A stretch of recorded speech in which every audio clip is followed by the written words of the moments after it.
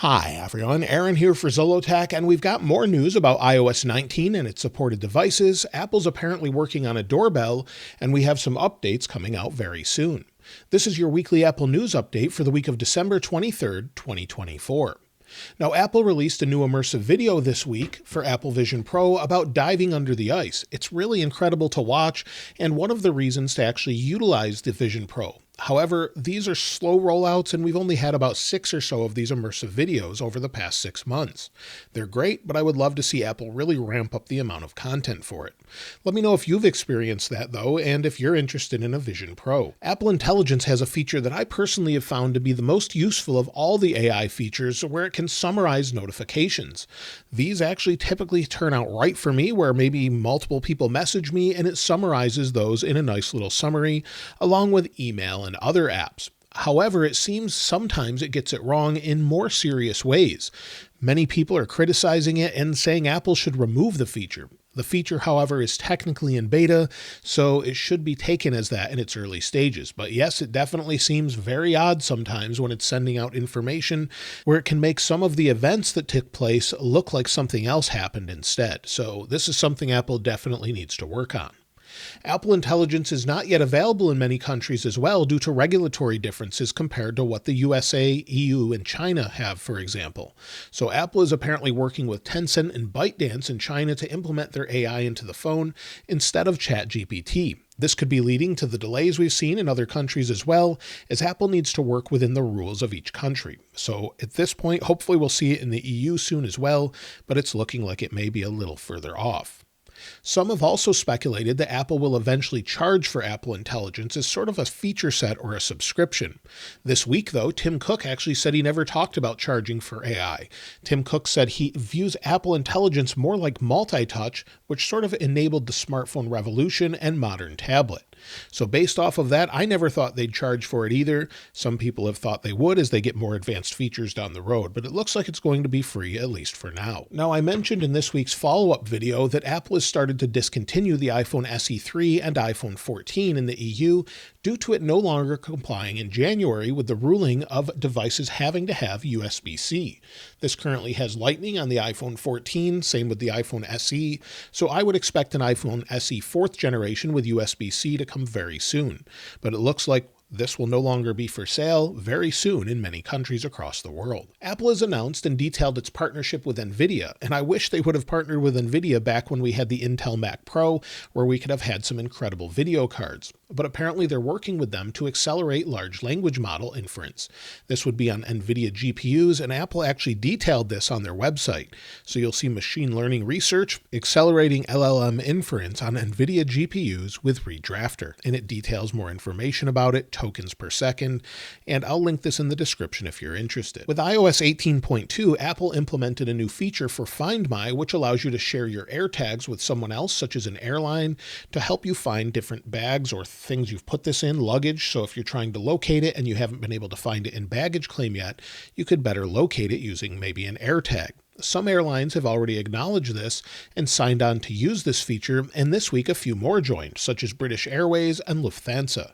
So there's quite a few that are joining. This is great if you go into Find My, and when you go into your item location, you can go into Share Item Location, and if you do that, it takes a second, then you can actually share it with someone you trust, whether that's an airline, or you could copy this code and give it to someone you trust as well. So it's a great way to locate things if you're trying to find them. Apple was originally working on a hardware subscription for iPhone. Now they sort of have this already where you can pay month to month for it and swap it out, but apparently they had bigger plans and have since canceled them according to Mark Gurman.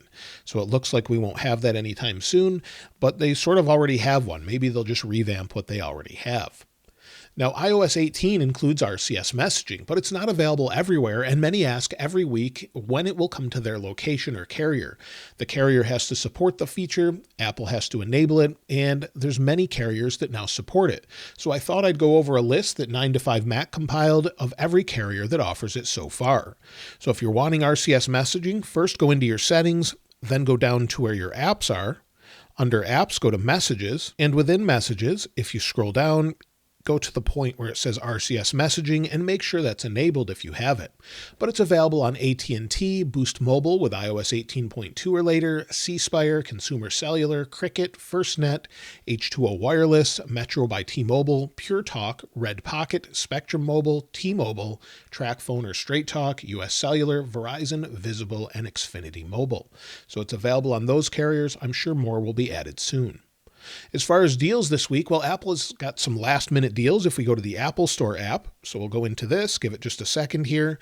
The other day, they did have sort of quick delivery. I don't know that it's still available depending on when you're watching this, but they had 2-hour delivery for last-minute orders that you wanted. So if you wanted to order something, you definitely could maybe get it there in time depending on if you actually have that available in your area. It's now through 12/24.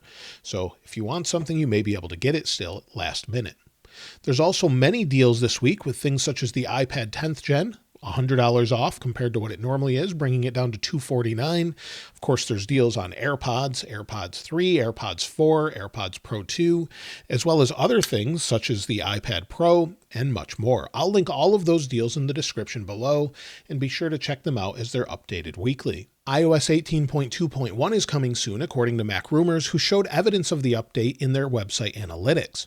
I've suspected this for a bit since Apple stopped signing iOS 18.1.1 recently, which only gives you the option to restore iOS 18.2 or downgrade to it if you're on iOS 18.3 Beta 1. Usually when this happens, we see another update giving a couple different options to downgrade or restore from. So at this point, we could see that as soon as today, it seems, or we could see it sometime next week. Typically, Apple doesn't really do a whole lot on the week of Christmas. They usually have vacation and then through New Year's.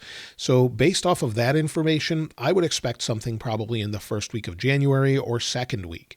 We could see it sooner than we thought, but we haven't seen an update like that for over 30 years. So at this point, I wouldn't expect anything yet, but we could be a little bit surprised. Of course, iOS 18.3 Beta 2 is expected as well, but that's probably going to be in the second or third week of January. This is typically what Apple does every year, and then the iOS 18.3 public release will probably be at the end of January or sometime in February. That's usually what we see. We don't have any definitive dates yet, but that's typically what Apple does every year. Now, iOS 19 is something that we're getting more information about. According to the latest information from iPhonesoft in France, iOS 19 will support all the same devices that iOS 18 supports today, from the iPhone SE 3rd generation to the iPhone 11, iPhone XS, all the way to the iPhone 16 Pro and 16 Pro Max. This is great news and hopefully means that Apple's truly focusing on stability this year.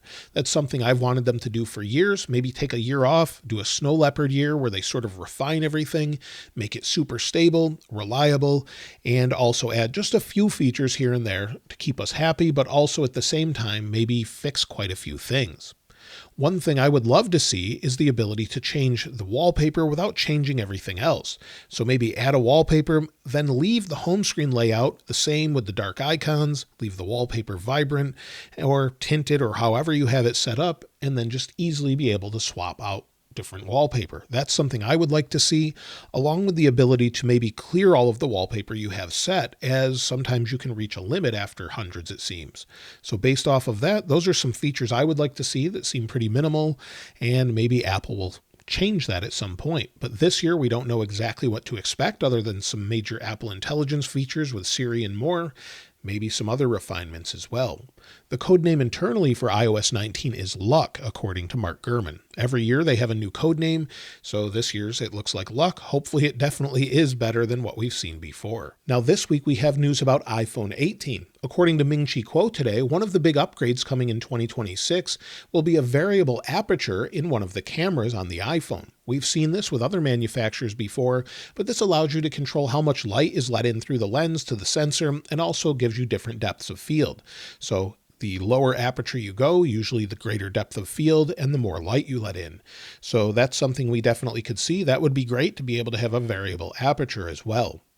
Of course, Apple's working on the next generation of iPhone for 2025 with the iPhone 17 Pro and iPhone Air, and we keep hearing different things going back and forth about next year's devices. Basically, the camera bump could change from what we have now to sort of a line like we have on the Pixel 9 Pro, or it could stay the same. it looks like we have conflicting information. So this could be something Apple's doing to confuse leakers with different models, or there's just some mixed reports out there getting it wrong. We've seen these things in the past with different materials and more, but either way, it looks like we're going to have some sort of redesign with the iPhone 17 Pro and iPhone Air this year. So those are things I'm definitely looking forward to. Apple has long been rumored to be working on AirPods Pro 3, and this week Mark Gurman has actually said that they're in the early stage of working on the next AirPods Pro. However, he said it could include a heart rate measuring functionality. We've heard some of this before, but this isn't really surprising at this point, as the new Powerbeats Pro 2 that are coming out in 2025, according to Beats, will also have that functionality. So we don't have a definitive timeline just yet of when to expect AirPods Pro 3, but it looks like we could see them this year with that heartbeat functionality and maybe some additional sensors as well. Apple is also close to releasing its own Wi-Fi chipset along with Bluetooth. This would be instead of relying on Broadcom to supply the chip for them, and due to this, many have speculated that Apple could once again be making a new Wi-Fi router, or what Apple has long called AirPort. So instead of just having what we have to rely on now with Eero or maybe Google Nest or those different devices to provide Wi-Fi, Apple at one time made very good Wi-Fi routers that were very easy to set up, very reliable, and just sort of worked. We could see that again, but implemented into things such as HomePod or possibly an Apple TV, according to Mark Gurman. So we don't know if they're actually going to make these things, but I would love to see a new AirPort router that focuses on security as well as privacy. Also, I've mentioned before where Apple's working on a HomePod that also has some sort of screen or home hub. Now it's said that this will have a 7-inch display according to DigiTimes and will launch in 2025. It's said to have an A18 CPU and support Apple Intelligence. So it seems like the smart home device that Mark Gurman said a couple weeks ago is something Apple is definitely working on, but exactly what it does seems to be up in the air. Again, I would love to see some sort of router integrated into a HomePod, or maybe just have some sort of home hub device that acts as a router as well. Apparently, according to Mark Gurman, the Wi-Fi chip is sophisticated enough that it could handle all of this. So seems like something they could do. And speaking of smart home, in a bit of odd news today, Mark Gurman has said that Apple is working on a smart doorbell that could work wirelessly with a smart lock to help unlock the door using Face ID. It could work with third-party HomeKit locks and also could focus on privacy. So the doorbell, if launched, would be in 2026. So we could see a whole lineup of home products if Apple's really focusing on that market now. So not just a HomePod, but maybe a home alarm, maybe a Ring doorbell style device, or maybe cameras as well. We've heard all of these things, so maybe they are working on something to replace what we have already. So that's everything this week with Apple news, and iOS 19 I think was a bit of a surprise, as I really wasn't expecting Apple to support all the same devices. Again, that's a few months out, 6 months or so until we see that, so that could change by that point, but hopefully they support all those devices and we get some more stability. Of course, I'm looking forward to see what Apple's doing with smart home, iPhone 17, and more. Let me know what you're looking most forward to in the comments below. Now, I'll link this wallpaper in the description like I normally do, and if you haven't subscribed already, please subscribe, and if you enjoyed the video, please give it a like. As always, thanks for watching. This is Aaron. I'll see you next time.